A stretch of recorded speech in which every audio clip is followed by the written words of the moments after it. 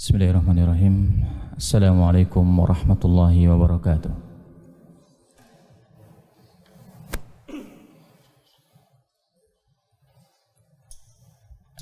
Innal hamdalillah nahmaduhu wa nasta'inuhu wa nastaghfiruh wa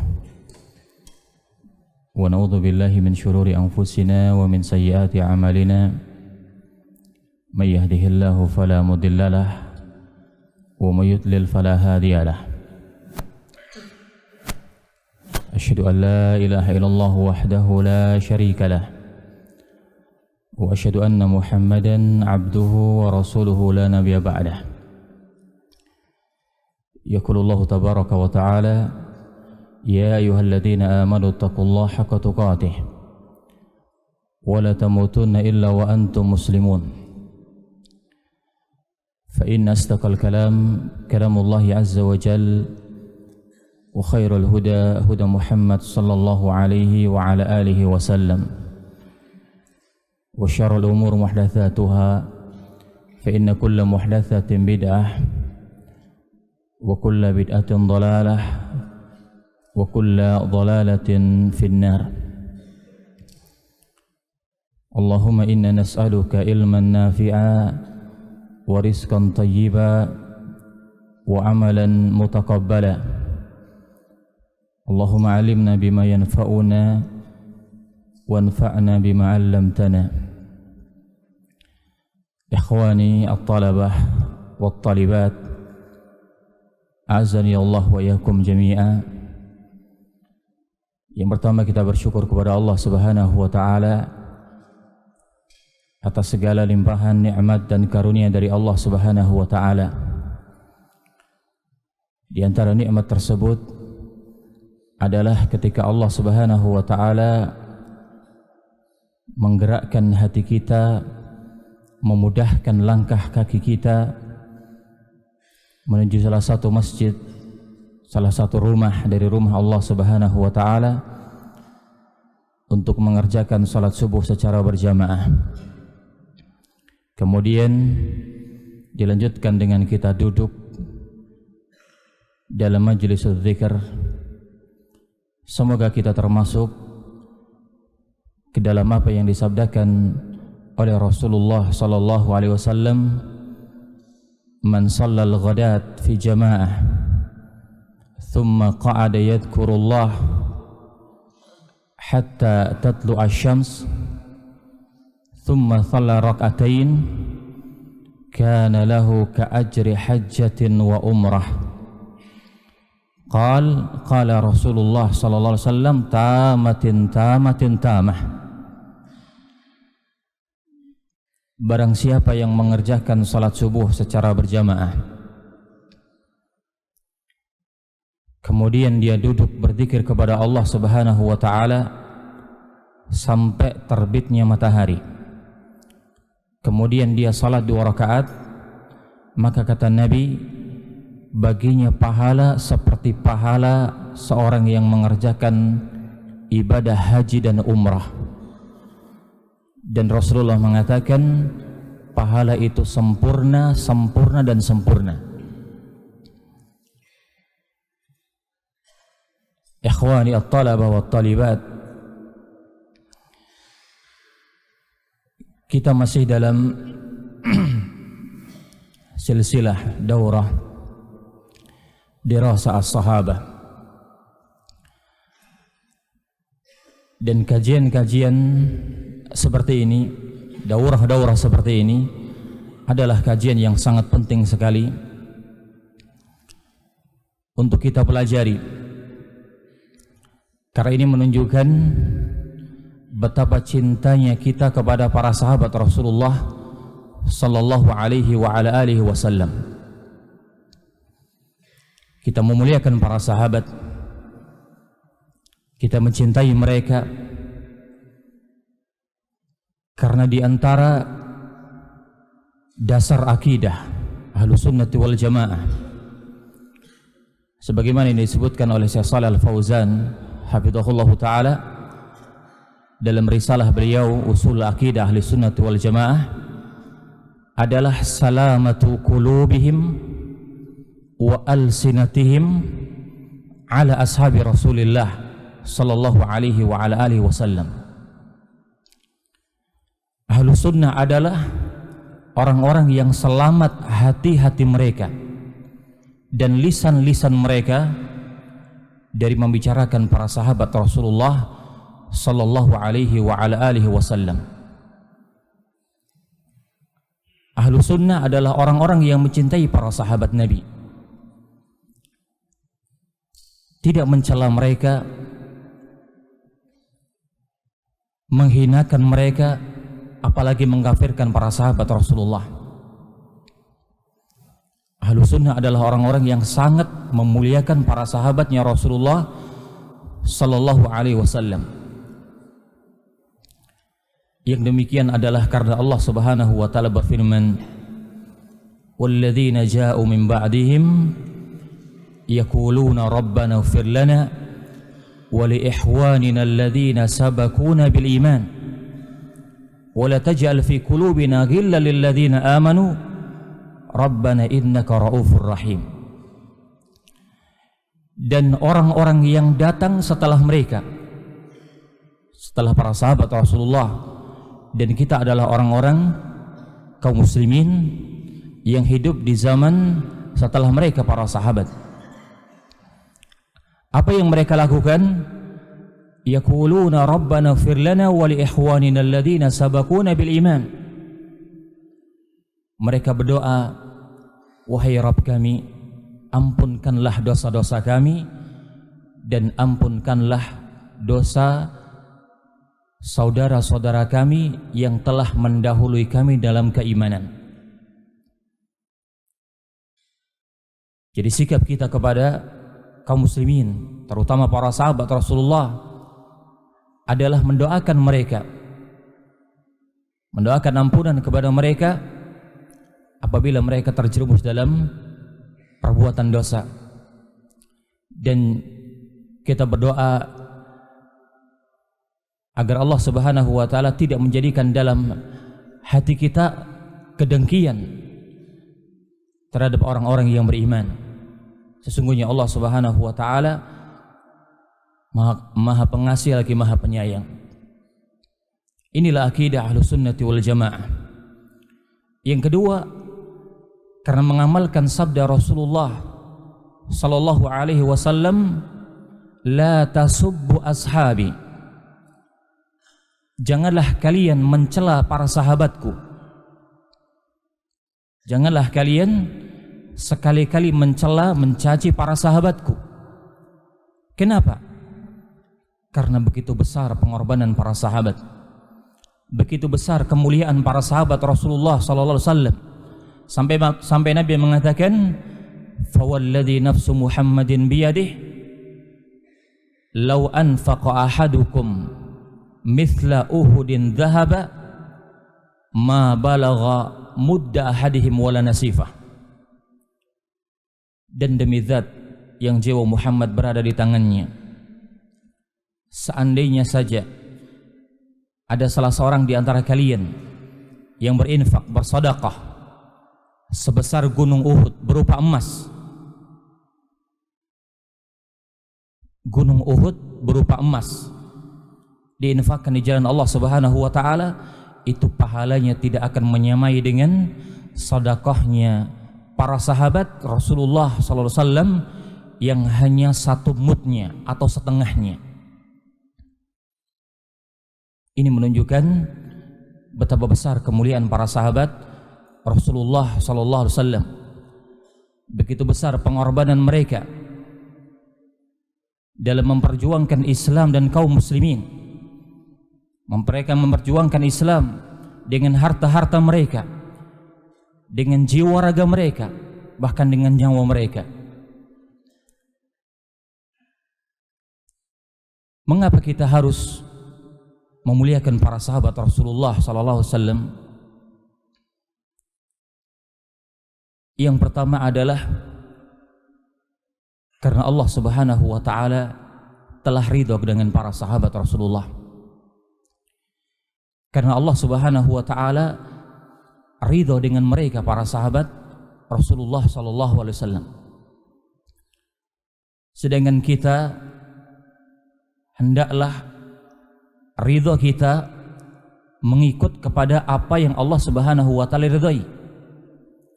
Kita ridha dengan apa yang Allah Subhanahu wa taala ridha kepadanya. Dan kita pun murka dengan sesuatu yang Allah Subhanahu wa taala murka darinya. Allah Subhanahu wa taala berfirman, "As-sabiquna al-awwalun minal muhajirin wal ansar walladzina ittaba'uuhum biihsan radhiyallahu anhum wa radu an." Dan orang-orang yang pertama yang telah masuk ke dalam Islam, siapa mereka? Minal muhajirin wal ansar, para sahabat Rasulullah sallallahu alaihi wasallam dari kalangan muhajirin dan ansar, dan yang mengikuti mereka dengan baik. Kata Allah, radhiyallahu anhum, Allah ridha kepada mereka dan mereka pun ridha kepada Allah Subhanahu wa taala. Akankah kita membenci orang-orang yang Allah Subhanahu wa taala telah ridha kepada mereka? Akankah kita mencaci dan mencela orang-orang yang Allah Subhanahu wa taala sendiri telah ridha kepada mereka? Yang kedua, karena Allah Subhanahu wa taala pun telah memuji para sahabat Rasulullah sallallahu alaihi wasallam, menyebutkan sifat-sifat mulia mereka. Di antaranya adalah firman Allah Subhanahu wa taala, Muhammadun Rasulullah walladzina ma'ahu asyidda'u 'alal kuffar ruhama'u bainahum tarahum ruk'an sujada yabtaghuna fadlan minallahi wa ridwana simahum fi wujuhihim min athari sujud. Lihatlah bagaimana Allah Subhanahu wa taala mensifati para sahabat Rasulullah. Muhammad adalah utusannya Allah Subhanahu wa taala. Dan orang-orang yang bersamanya, siapa orang-orang yang bersama Nabi? Mereka adalah ashabu Rasulullah, para sahabat Rasulullah sallallahu alaihi wasallam. Mereka adalah orang-orang yang asyidda'u 'alal kuffar, yang keras permusuhannya terhadap musuh-musuh Islam, yaitu orang-orang kafir. Tetapi mereka adalah ruhama'u bainahum, orang-orang yang saling berkasih sayang terhadap sesama mereka, tidak saling membenci, tidak saling mendengki, tidak saling mencela, tidak saling mencaci, tetapi mereka saling berkasih sayang di antara kaum muslimin.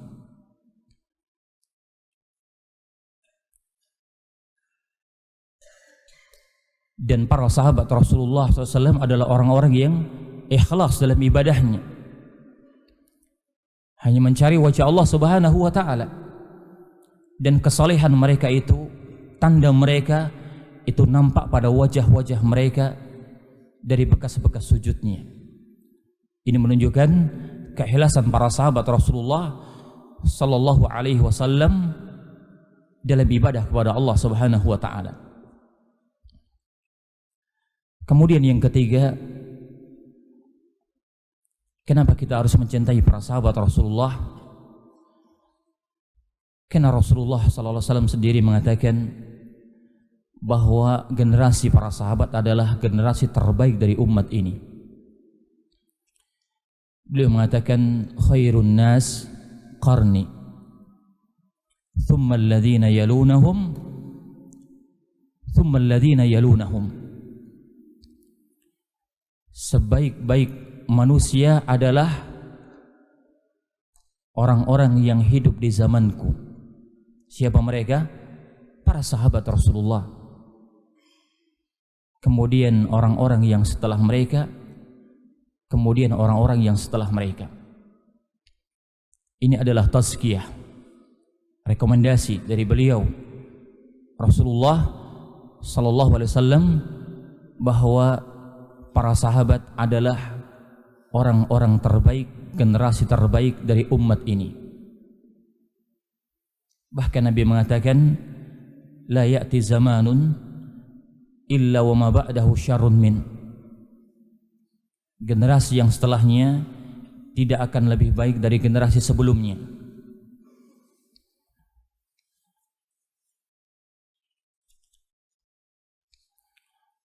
Kemudian kenapa kita harus mencintai para sahabat Rasulullah? Karena mereka adalah penjaga dari umat ini, penjaga untuk kebaikan dari umat ini. Rasulullah sallallahu alaihi wasallam pernah bersabda, "An-nujum amanatun lis-sama'.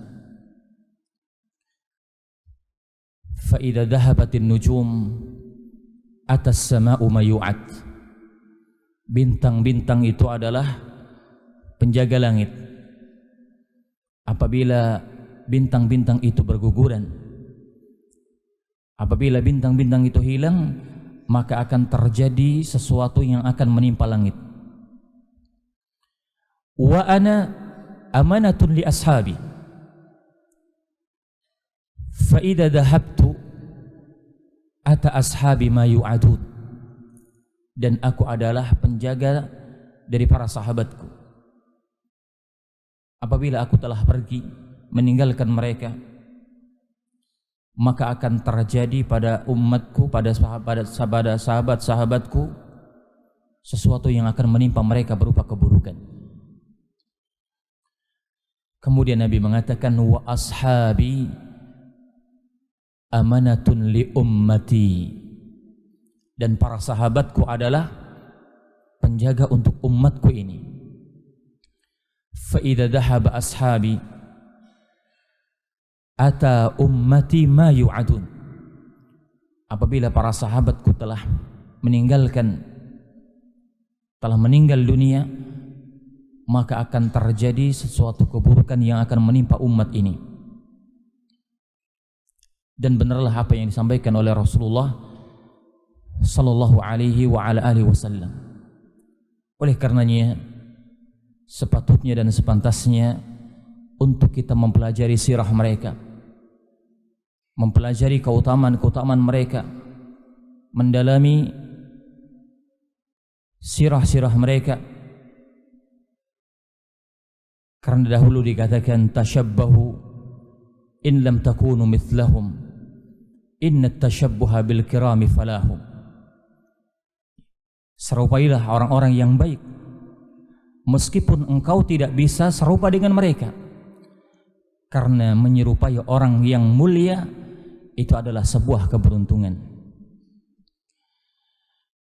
Ikhwani at-talabah wa at-talibat, azani Allah wa iyyakum jami'a. Insyaallah taala kita akan membahas secara singkat tentang biografi salah satu khulafa ar-rasyidin. Beliau adalah Ali ibn Abi Thalib radhiyallahu ta'ala an. Ada beberapa hal yang akan kita sampaikan. Yang pertama adalah tentang biografi singkat beliau. Yang kedua tentang keislaman beliau. Yang ketiga, keutamaan-keutamaan beliau. Kemudian yang keempat, wafatnya beliau. Dan yang terakhir adalah beberapa mutiara wasiat yang pernah disampaikan oleh beliau radhiyallahu ta'ala an. Adapun yang pertama tentang biografi singkat dari sahabat yang mulia Ali bin Abi Thalib. Beliau adalah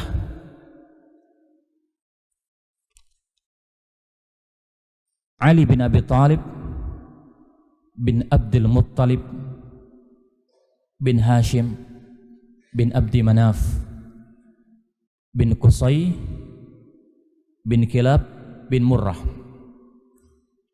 Kita ulang, beliau adalah Ali bin Abi Talib bin Abdul Muttalib ibn Hashim ibn Abdi Manaf ibn Qusay bin Kilab bin Murrah, Amirul Mukminin Abul Hasan Al-Qurashi Al-Hashimi. Kunyah beliau siapa? Abu Turab. Ya, kunyahnya adalah Abu Turab. Putra beliau yang sangat terkenal siapa? Al-Hasan dan Al-Husain. Al-Hasan dan Al-Husain sebagaimana yang disabdakan oleh Rasulullah sallallahu alaihi wasallam dari sahabat Hudzaifah, beliau mengatakan annal Hasan wal Husain sayyida syababi ahlil jannah. Al-Hasan dan Al-Husain adalah pemimpin para pemuda ahli surga. Masya Allah. Taib. Kemudian ibu beliau adalah Fatimah binti Asad. Fatimah binti Asad bin Hashim bin Abdi Manaf bin Qusay bin Kilab bin Murrah. Kemudian saudara-saudara beliau. Jadi beliau memiliki saudara laki-laki dan saudara perempuan. Ada 3 saudara laki-laki beliau. Yang pertama adalah Talib, yang kedua Aqil, dan yang ketiga adalah Ja'far. Adapun saudari perempuan beliau radhiyallahu ta'ala ada 2 orang. Yang pertama adalah Ummu Hani dan yang kedua adalah Jumanah.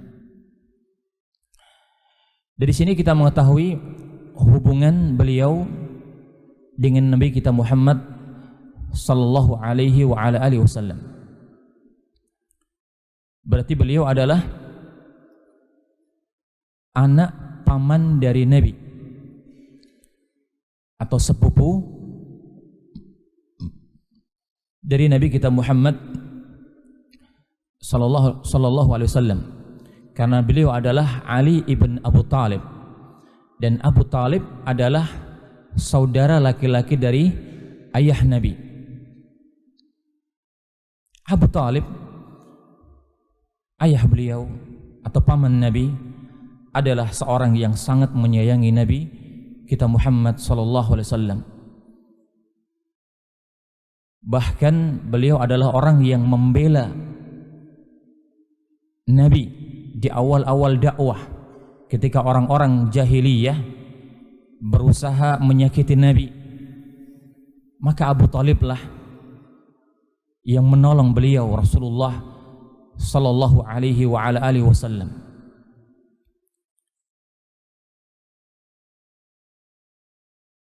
Bahkan beliau Rasulullah sallallahu alaihi wasallam sangat berkeinginan, sangat berharap kepada Allah Subhanahu wa taala agar pamannya tersebut mendapatkan hidayah Islam. Tetapi hidayah adalah milik Allah Subhanahu wa taala. Abu Talib meninggal dunia dalam keadaan mengikuti agama masyarakat jahiliyah, dalam keadaan kufur kepada Allah Subhanahu wa taala. Nabi pernah mengatakan, "Ya ammi, qul la ilaha illallah kalimatan uhaju biha indallah."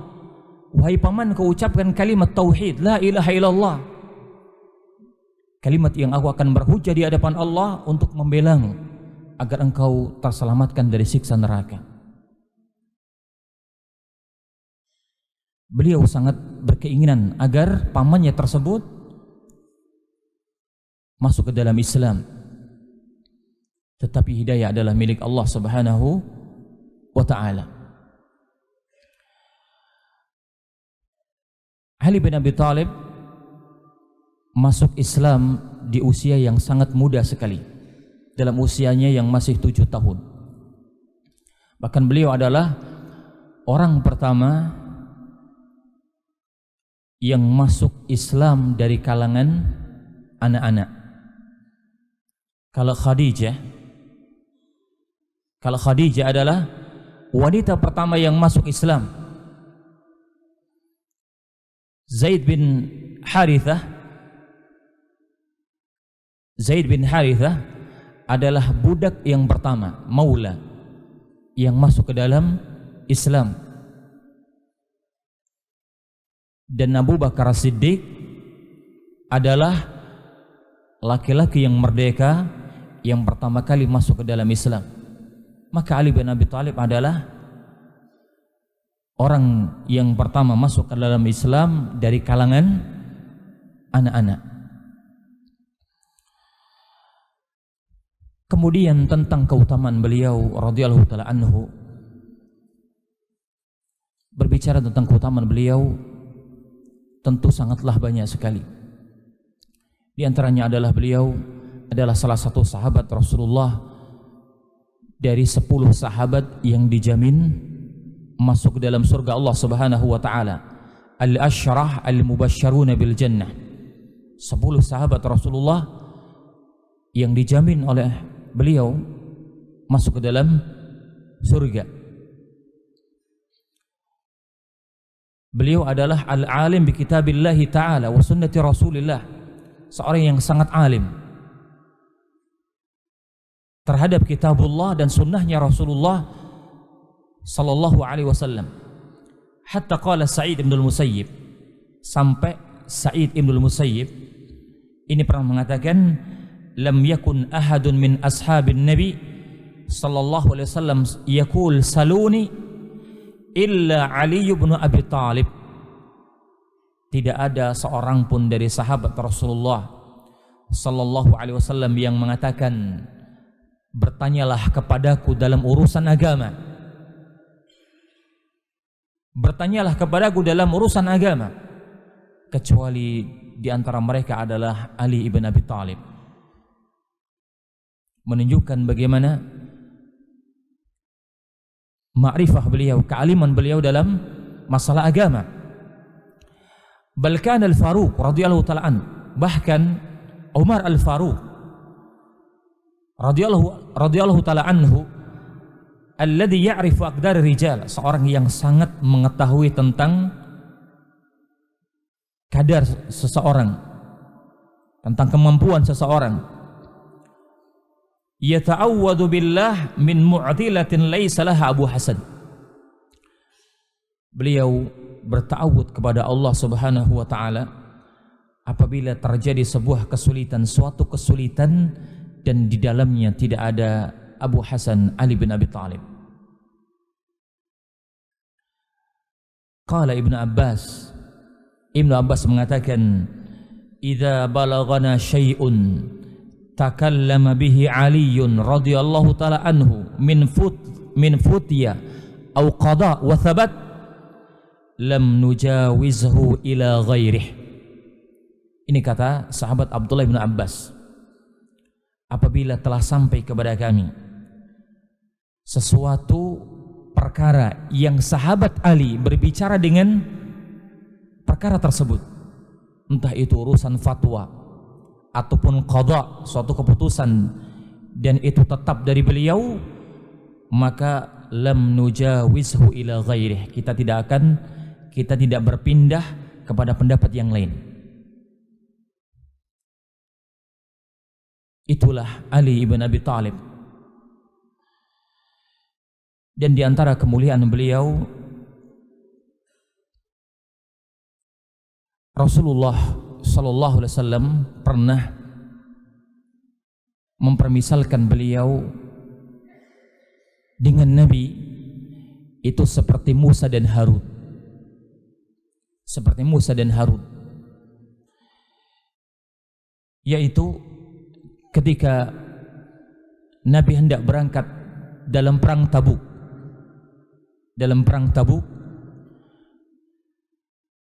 Nabi dan bersama pasukannya akan berangkat ke Tabuk. Tetapi beliau memerintahkan Ali bin Abi Thalib untuk tinggal menggantikan posisi beliau, tidak ikut dalam peperangan dan menggantikan posisi beliau sebagai pemimpin. Maka sahabat Ali mengatakan, "Ya Rasulullah, atukhallifuni fi sibyani wan nisa?" Wahai Nabi, apakah engkau membiarkan aku, meninggalkan aku untuk tinggal bersama anak-anak dan para wanita? Artinya tidak mengikutkan aku dalam perang. Ya. Sahabat Ali pernah berkata kepada Nabi, para sahabat yang lain dan Nabi juga berangkat perang, tetapi kenapa dirinya ditunjuk untuk tetap tinggal di kota bersama, menjaga kaum muslimin, menjaga anak-anak dan para wanita? Ya, kalau kita tidak berangkat perang, itu senang apa enggak senang? Ya, yang lain berangkat perang, kemudian kita ditunjuk enggak ikut perang. Ya, kita rata-rata malah senang gitu ya. Tapi sahabat Ali tidak. Mengapa engkau malah membiarkan saya tidak ikut dalam peperangan? Kata Nabi sallallahu alaihi wasallam, "Ala tardha an takuna minni bimanzilati Harun min Musa?" Wahai Ali, tidakkah engkau ridha bahwasanya engkau di sisiku adalah seperti kedudukan Harun dari Musa? Illa annahu laysa nabiyyun ba'di. Hanya saja tidak ada nabi setelahku. Menunjukkan kepada kita betapa tinggi kedudukan Ali ibn Abi Thalib di sisi Rasulullah sallallahu alaihi wa ala alihi wasallam. Dan juga di antara keutamaan beliau radhiyallahu taala anhu, Rasulullah sallallahu alaihi wasallam pernah menyebutkan di depan para sahabat Rasulullah sallallahu alaihi wasallam bahwasanya Ali adalah seorang yang cinta kepada Allah dan Rasulnya, dan Allah dan Rasulnya pun cinta kepadanya. Yaitu ketika Rasulullah SAW hendak memberangkatkan pasukan dalam perang Khaybar. Ketika beliau akan memberangkatkan dan menyiapkan pasukan untuk berangkat dalam perang Khaybar, tiba-tiba beliau mengatakan, "La'utiyanna ar-rayata ghadan rajulan yuftahu ala yadayhi." Besok pagi saya akan memberikan bendera kepada seorang laki-laki yang dia akan memenangkan peperangan tersebut, dan laki-laki ini adalah yuhibbullaha wa rasulah, seorang yang cinta Allah dan cinta Rasulullah sallallahu alaihi wasallam, wa yuhibbuhullahu wa rasuluh, dan Allah dan Rasulnya pun cinta kepadanya. Nabi mengatakan, besok pagi aku akan memberikan sebuah bendera kepada seorang laki-laki, yang laki-laki ini adalah orang yang cinta Allah, cinta Rasul, dan Allah dan Rasulnya pun cinta kepada dia. Fabatan nas lailatahum ayyuhum yu'ta. Manusia di malam hari mereka saling berbisik-bisik, berharap dirinya yang ditunjuk oleh Rasulullah sallallahu alaihi wasallam. Faghadaw kulluhum yarjun. Di pagi harinya mereka berharap dirinya lah orang yang disebutkan oleh Rasulullah, yang dikatakan oleh Rasulullah dia adalah orang yang cinta Allah dan cinta Rasul. Tetapi di pagi harinya Nabi mengatakan, faqala aina Ali? Di mana Ali? Di mana Ali bin Abi Thalib? Faqila yashtaki ainai. Ada yang menjawab, Ali sedang sakit mata wahai Rasulullah. Dia tidak hadir karena dia sedang sakit kedua matanya. Kemudian Ali bin Abi Thalib dipanggil oleh beliau, fabasaka fi ainaihi wa da'alah. Kemudian Nabi mengusap kedua mata Ali bin Abi Thalib yang sedang sakit dan berdoa kepada Allah Subhanahu wa taala, fabara'a ka'an lam yakun bihi waja'. Maka seketika itu pula sakit mata beliau itu disembuhkan oleh Allah Subhanahu wa taala. Kemudian fa'atahu, lalu Nabi memberikan bendera perang itu kepada sahabat Ali bin Abi Thalib. Faqal, lalu Nabi mengatakan, uqatiluhum hatta yakunu mithlana. Aku akan memerangi mereka sampai mereka itu akan menjadi seperti kita, menjadi orang-orang muslim. Faqala, lalu Nabi berpesan, unfut ala rislika hatta tanzila bisahatihim thumma du'uhum ila al-islam fa akhbirhum bima yajibu alaihim. Berangkatlah engkau wahai Ali secara perlahan hingga apabila engkau telah sampai di dekat mereka, ajaklah mereka kepada Islam, dakwahkan Islam kepada mereka, habarkan kepada mereka sesuatu yang wajib, menjadi kewajiban bagi mereka. Fa wallahi la ayyahdiyallahu bika rajulan khairun laka min an yakuna laka humurun na'am. Kata beliau, demi Allah, seandainya ada satu saja orang yang mendapatkan hidayah dengan sebabmu, maka itu jauh lebih baik daripada unta merah, kendaraan yang paling mahal tatkala tersebut. Ya, pada waktu itu. Hadis ini menunjukkan kepada kita di mana secara tegas beliau Rasulullah sallallahu alaihi wasallam menyatakan bahwa Ali adalah seorang yang cinta kepada Allah dan Rasulnya, dan Allah dan Rasulnya pun cinta kepadanya. Kemudian para ikhwah sekalian, adapun tentang wafatnya beliau radhiyallahu taala anhu, beliau meninggal dunia karena dibunuh dan ditikam oleh seorang Khawarij, di mana faham Khawarij ketika itu begitu tumbuh dan berkembang. Kejadian asalnya adalah ketika berkumpul 3 orang Khawarij. Yang pertama adalah Abdurrahman ibn Amr. Abdurrahman ibn Amr atau yang sering disebut dengan Ibnu Muljam. Yang kedua adalah Al-Buraq bin Abdullah At-Tamimi. Dan yang ketiga adalah Amr bin Bakar At-Tamimi. 3 orang ini adalah orang-orang yang telah terpengaruh dengan paham Khawarij, yang keluar dari kepemimpinan Ali bin Abi Thalib. Ketika mereka bertemu, mereka mengingat-ingat peristiwa di mana teman-teman mereka sesama Khawarij itu dibunuh oleh Ali bin Abi Thalib dalam perang Nahrawan. Maka muncul rasa dendam pada diri mereka dan ingin membalaskan kematian teman-temannya tersebut. Maka Abdurrahman ibn Amr atau disebut dengan Ibnu Muljam, dia mengatakan, saya akan menghabisi Ali bin Abi Thalib.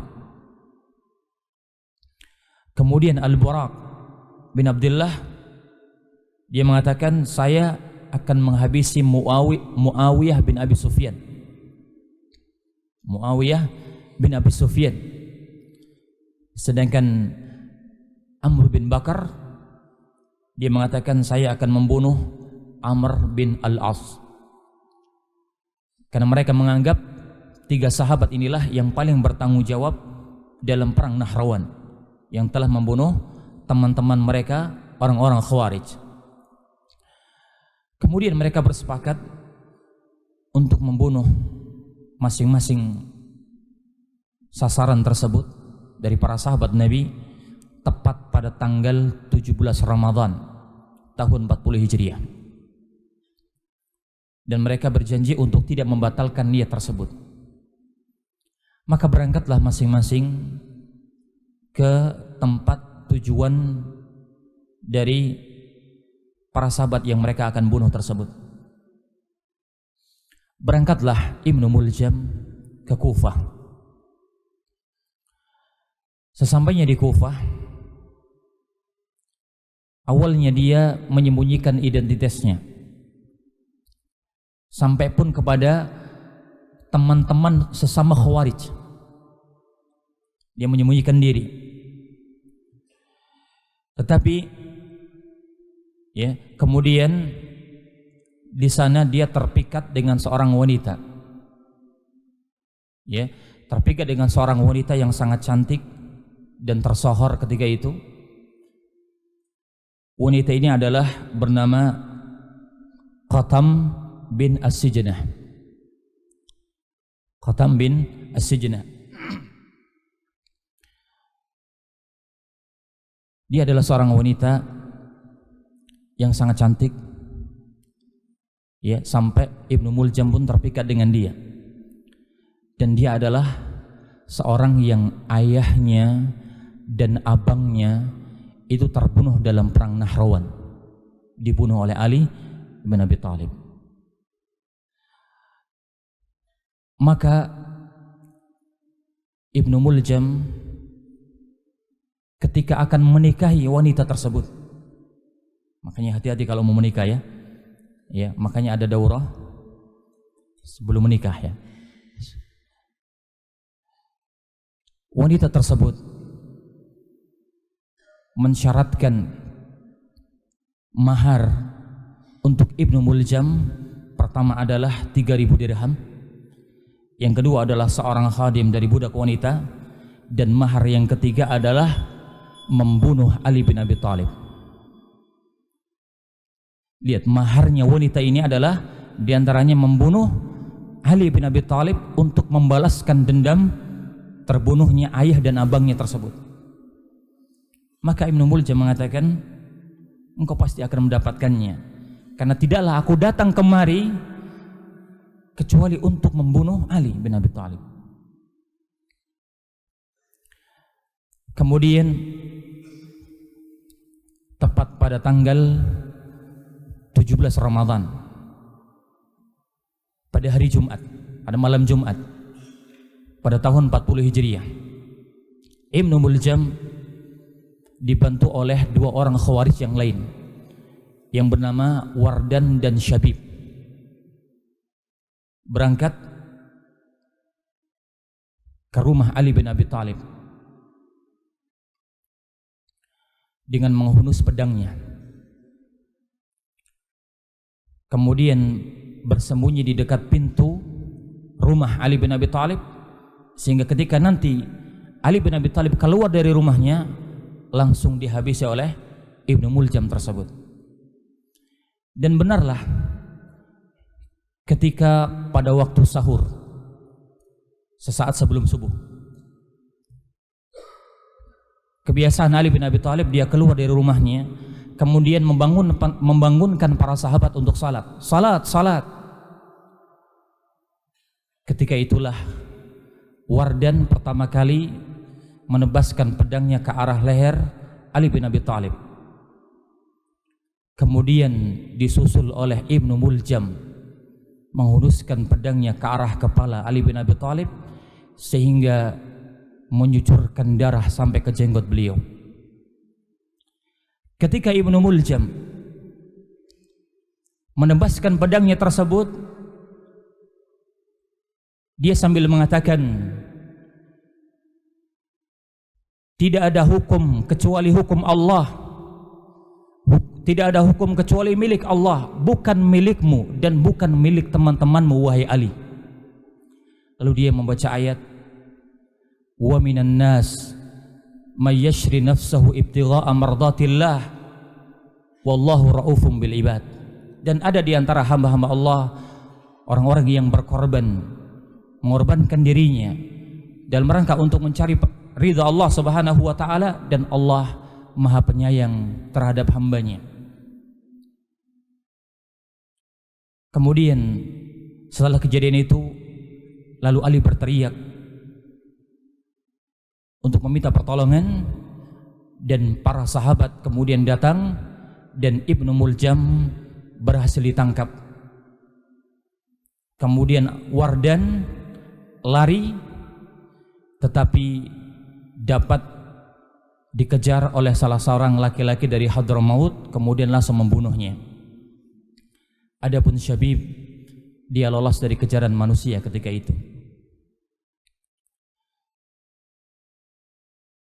Maka kemudian Ali bin Abi Thalib memerintahkan kepada sahabatnya yang bernama Ja'dah bin Hubairah untuk mengimami salat.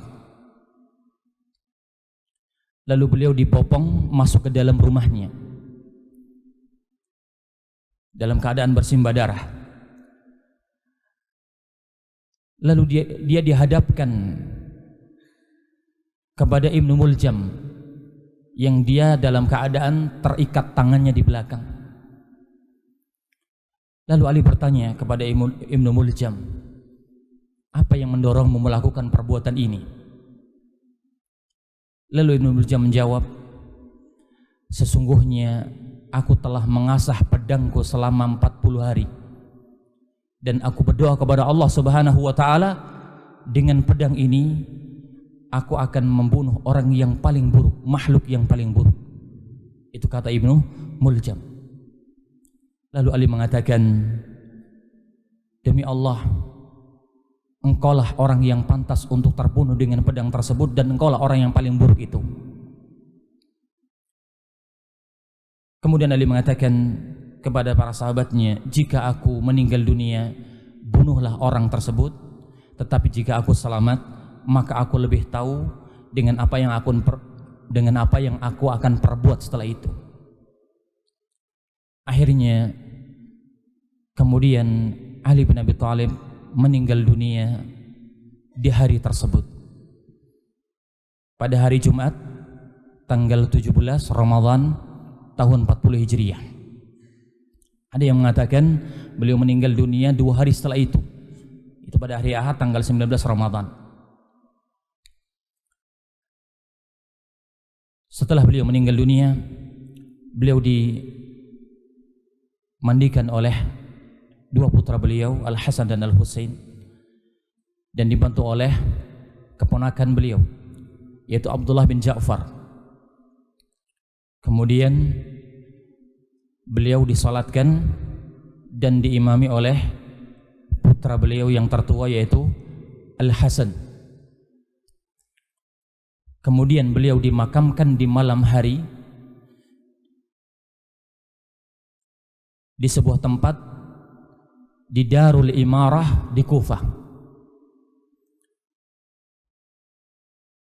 yang tempat persis kuburan tersebut disembunyikan.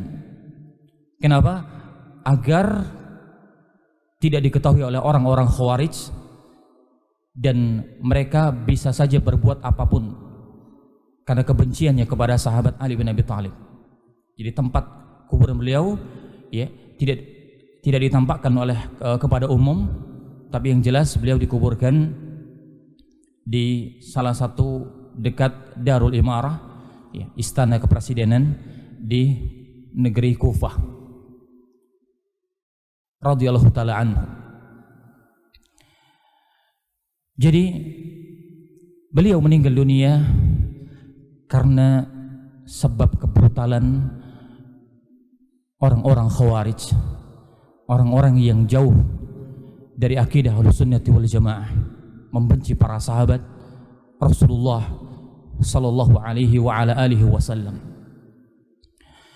Kemudian yang terakhir adalah kita akan sedikit menyebutkan beberapa mutiara wasiat dari beliau. Mutiara wasiat dari sahabat yang mulia Ali bin Abi Thalib radhiyallahu taala an. Di antara wasiat beliau adalah wasiat beliau yang sangat terkenal kepada salah satu sahabatnya yang bernama Kumail ibnu Ziyad. Wasiat beliau kepada sahabatnya yaitu Kumail ibnu Ziyad. Dia mengatakan, ya Kumail ibnu Ziyad, inna hadhil qulub awiyatun wa khairuha aw'aha lil ilm. Wahai Kumail ibnu Ziyad, sesungguhnya hati ini bagaikan bejana, dan sebaik-baik hati tersebut adalah hati yang bisa menerima ilmu. Ihfad anni ma aqulu lak, hafalkanlah dariku apa yang akan aku sampaikan. Kata beliau, an-nasu thalathah, manusia itu ada 3 kelompok, ada 3 golongan. Yang pertama, alimun rabbani wa muta'allimun ala sabilin najat wa hamajun ra'a adba kulli na'ik. Kata beliau, yang pertama adalah seorang alim rabbani, yang kedua adalah muta'allim, penuntut ilmu yang berjalan di atas jalan keselamatan, dan yang ketiga adalah orang-orang yang bodoh, orang-orang yang mengikuti setiap ucapan. Yamiluna ma'a kulli rih, dia condong kemana arah angin itu bertiup. Lam yastadi'u binuril ilm wa lam yalja'u ila ruknin wathiq, dia tidak mengambil cahaya ilmu dan dia tidak berpedoman kepada dasar yang kuat. Ya Kumail ibn Ziyad, al-ilmu khairun minal mal. Kata beliau, ilmu itu lebih baik daripada harta. Al-ilmu yahrusuka wa anta tahrusul mal. Karena ilmulah yang akan menjagamu, tapi engkau yang akan menjaga harta. Al-mal yunkisuhu an-nafaqah wal ilmu yasku 'ala al-infaq. Harta itu bisa berkurang ketika dibelanjakan, tetapi ilmu malah justru bertambah ketika diinfakkan, ketika diajarkan kepada yang lain. Ya Kumail ibn Ziyad, mahabbatul alim dinun yudan taksibuhu ta'a fi hayatih wa jamil al-uhdutha fi ba'da wafatih. Wahai Kumail ibn Ziyad, mencintai orang alim adalah agama, adalah sebuah agama yang akan menimbulkan ketaatan kepada Allah di dalam kehidupannya dan menimbulkan kebaikan setelah kematiannya. Wa manfaatul mal tazulu bizawalih, adapun manfaat harta itu akan hilang dengan hilangnya harta. Al-alimu hakimun wal malu mahkumun alaih. Orang yang alim adalah hakim, sedangkan harta itu adalah sesuatu yang dihakimi. Ya Kumail, matahu zadul mal wa hum ahya. Wahai Kumail, sesungguhnya orang-orang yang memiliki harta, dia meninggal dunia sebelum kematiannya. Wal ulama baquna ma baqiya dahr, sedangkan para ulama dia tetap ada selama masa itu masih ada. A'yanuhum mafqudah wa amthaluhum fil qulubi mawjudah. Jiwa-jiwa mereka itu bisa jadi meninggal dunia, tetapi hati-hati mereka, ilmu-ilmu mereka tetap akan ada selama-lamanya. Itu adalah wasiat dan nasihat dari Ali bin Abi Thalib kepada salah seorang sahabatnya, Kumail bin Ziyad, yang menunjukkan kepada kita, beliau menasihatkan kepada kita tentang pentingnya ilmu, tentang pentingnya al-ilm, bahwasanya ilmu itu lebih bermanfaat, lebih jauh bermanfaat daripada harta. Maka menuntut ilmu itu jauh lebih mulia daripada menuntut harta. Kemudian yang kedua di antara wasiat beliau adalah beliau pernah mengatakan, hadithun nas bima ya'rifun atuhibbuna an yukadzdzaba Allah wa rasuluh. Beliau mengatakan, berbicaralah kepada manusia dengan sesuatu yang mereka bisa memahaminya. Berbicaralah kepada manusia dengan bahasa, dengan sesuatu yang manusia bisa memahaminya. Karena orang itu bertingkat-tingkat pemahamannya. Orang itu bertingkat-tingkat keilmuannya. Apakah engkau ingin untuk Allah Subhanahu wa ta'ala dan Rasulnya itu didustakan?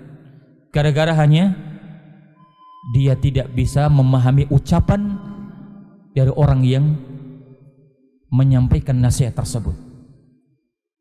Wasiat beliau ini menunjukkan kepada kita bahwa berbicaralah kepada manusia sesuai dengan kadar keilmuan mereka. Berbicara di hadapan para tulabul ilm tentu berbeda dengan kalau kita berbicara di hadapan para al-awwam. Kemudian yang terakhir, yang ketiga adalah wasiat beliau kepada salah seorang yang mendapatkan musibah berupa kematian putranya. Lalu beliau menasihatkan, innaka in sabarta jara 'alaikal qadar wa anta ma'jurun wa in jazi'ta jaza 'alaikal qadar wa anta ma'zur. Kata beliau radhiyallahu ta'ala an, jika engkau sabar dalam musibah ini, takdir tetap berjalan, tetapi engkau mendapatkan pahala. Tetapi apabila engkau tidak sabar, berkeluh kesah atas takdir yang menimpamu, takdir tetap berjalan, tetap terjadi, dan malah engkau mendapatkan dosa. Itulah wasiat beliau tentang kesabaran ketika kita mendapatkan musibah dari Allah Subhanahu wa ta'ala. Baiklah para ikhwan, ini mungkin yang bisa kita sampaikan dalam kesempatan kajian kali ini. Mau hadiah? Saya bawa hadiah loh.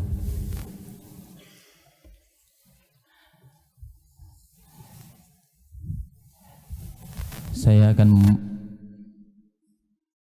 menyebutkan pertanyaan, nanti yang bisa jawab akan dapat hadiah insyaallah. Yang pertama, sebutkan 3 orang khawarij yang mereka bersepakat ingin membalaskan dendam membunuh para sahabat Rasulullah. Fadhal.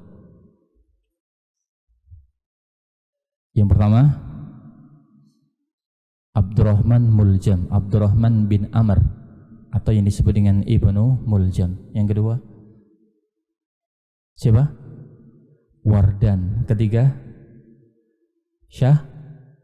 Syamim. Kurang tepat. Baik, ada yang lain? Fadhal. Abdurrahman bin Auf. Itu sahabat Nabi. Abdurrahman bin Amr. Taib. Yang kedua,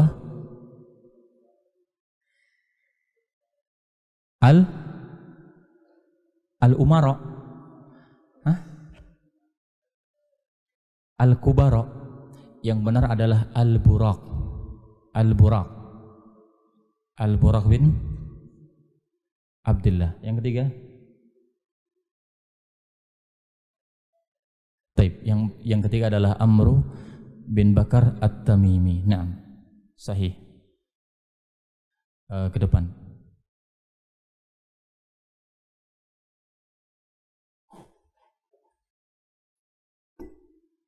Taib.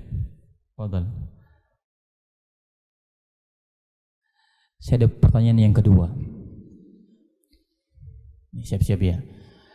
Siapakah nama seorang wanita khawarij yang membakar semangat Ibnu Muljam untuk membunuh Ali bin Abi Thalib? Fadhal.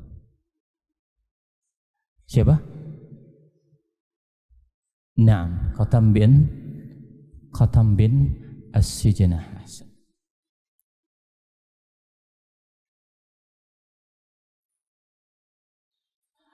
Taib. Satu lagi ya, terakhir. siapakah, nama aja ya yang gampang, siapakah sahabat Nabi yang diminta oleh Ali bin Abi Thalib untuk menggantikannya mengimami salat subuh ketika beliau ditikam oleh Ibnu Muljam? Siapa namanya? Ada yang ingat?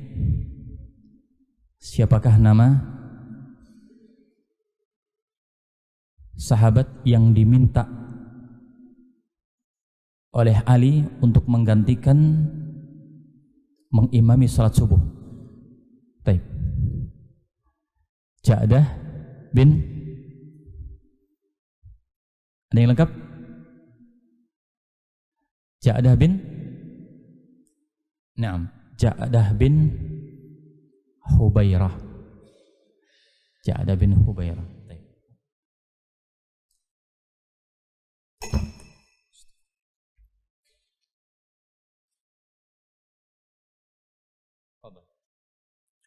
Baik, ini saja ya ikhwah. Sallallahu alaihi wasallam ala nabiyina Muhammad wa ala alihi wa sahbihi ajma'in walhamdulillahirabbil alamin. Wassalamualaikum warahmatullahi wabarakatuh.